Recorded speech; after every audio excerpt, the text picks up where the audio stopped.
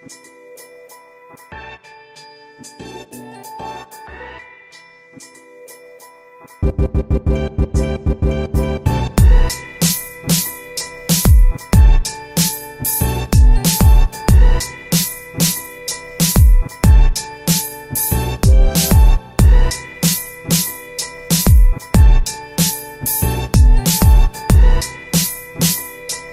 morning guys and welcome back to my channel.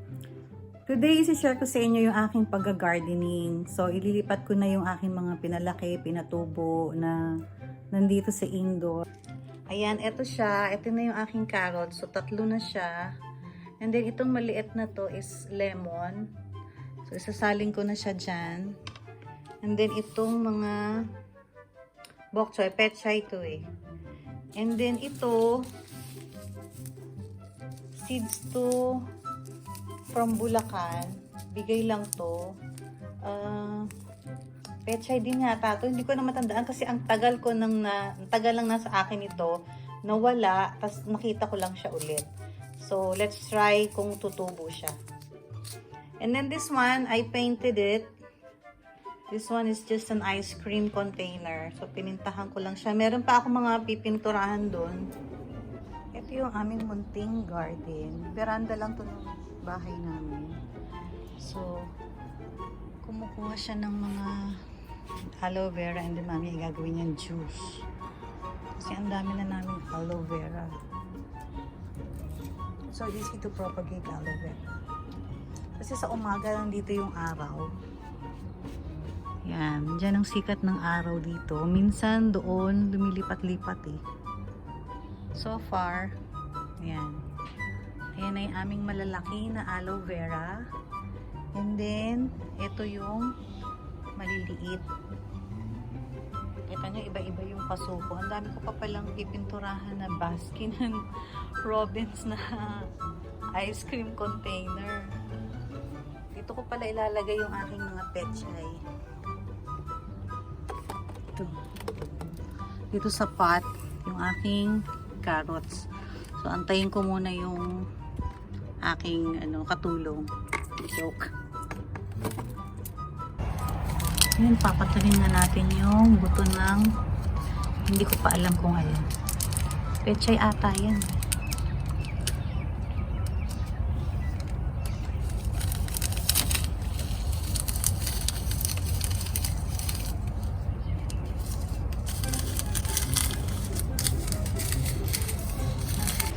Yung nabili namin yung lupa sa Ace.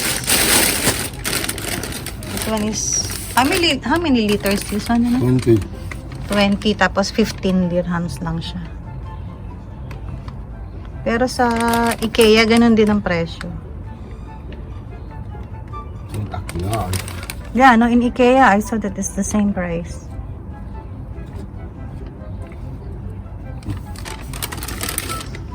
Okay.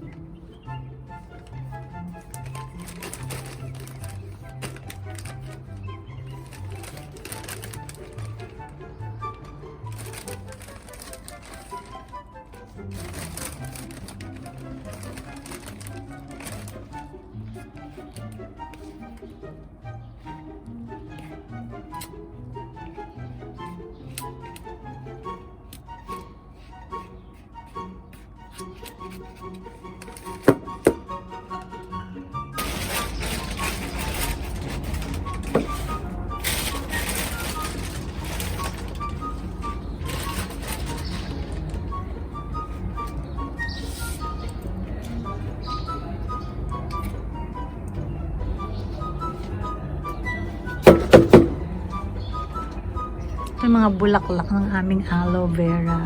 Hindi ko alam na nagbubulaklak pala yan. Ayan, madami na siyang bulaklak. So, yung bulaklak 1, 2, 3, and 4. Ang 1, 2, 3, 4, 5. So, 1, 2, 3, tapos 4, and 5. So, ayan siya. Natin yung lemon. Sana lumaki. Both of them.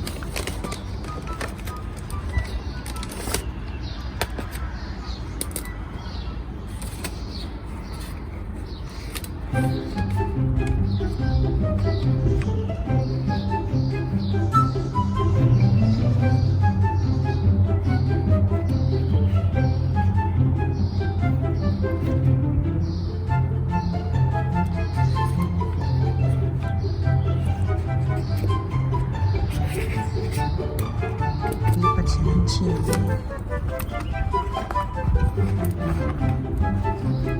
Lalanta yung dulo ng dahon.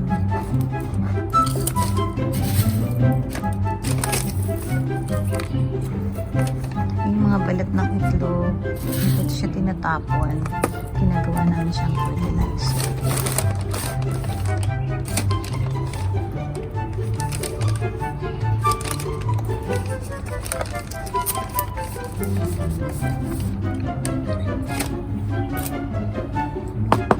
You would notice tong paso na to, yung anak ko yung nag-paint. Naglaruan. Philippine flag.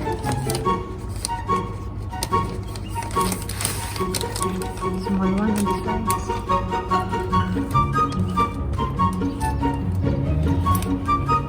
I don't know what kind of chili is it. What you have to eat? The bell pepper, no? No. Yeah, it's the bell pepper. You don't put the small chili on it.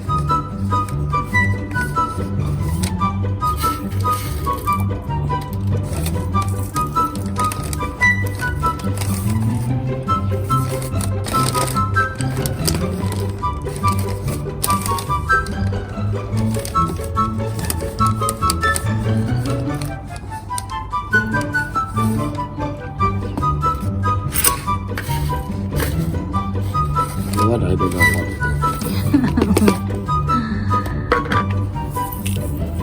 Take it out and put together with that lemon. Take it out because it's a big pot. Huh? Put it there on the side. May tumubo kasi iba yung dahon eh. Hindi namin alam kung ano.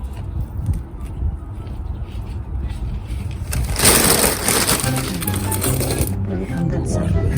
Let's see, what is that? I don't know. The leaf's different. Maybe. Iba kasi yung dahon niya eh.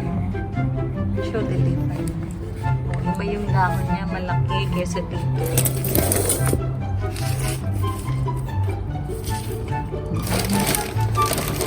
This all is finished. Yeah, because of that hot topic. Of course, that's why I bought that one.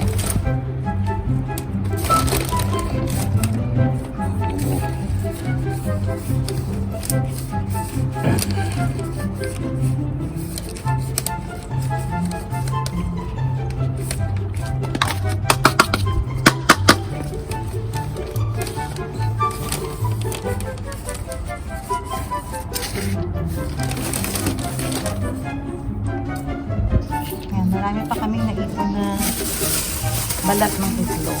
Nalagay ko lang dyan sa plastic. Dudurugin nyo lang siya. Pwede siyang fertilizer.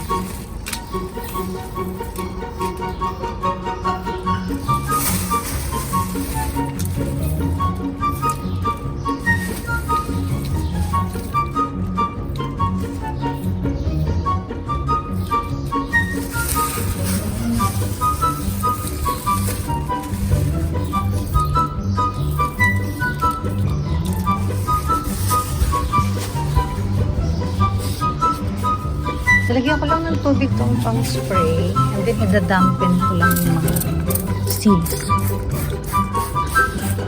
Hindi ko pa siya lulunurin sa tubig kasi baka masobrahan. Just to dampen the soil kasi bagong lagay. Sana tumubo ang ating carrots, ating lemon. Update ko kayo guys. Lalagay din ako nitong seeds dito. Ilalagay ko siya indoor. Hindi ko siya ilalabas. So, tingnan lang natin kung alin ang mas mauunang tumubo. Yung nasa labas o yung nandito sa loob. So,